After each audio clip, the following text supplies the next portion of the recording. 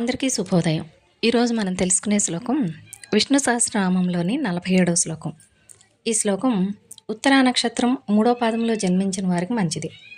శ్లోకం అనిర్విణ్ణ స్తవిష్టో భూ ధర్మయూపో మహామఖః నక్షత్రనేమిర్నక్షత్రీ క్షమః క్షామః సమీహనః.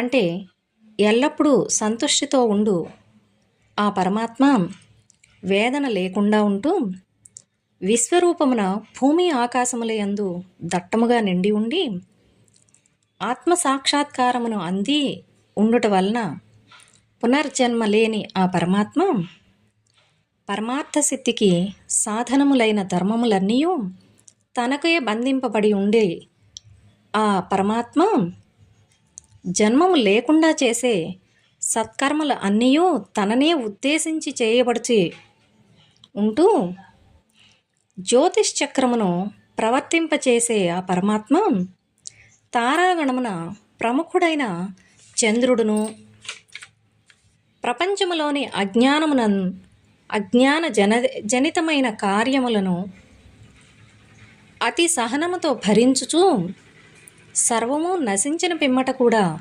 మిగిలి ఉండ పరమాత్మ సర్వదా సర్వభూతహితమునే కోరుకొంచుండు అట్టి ఆ శ్రీమన్నారాయణునకు శిరస నమస్కరించుచున్నాను అని అర్థం.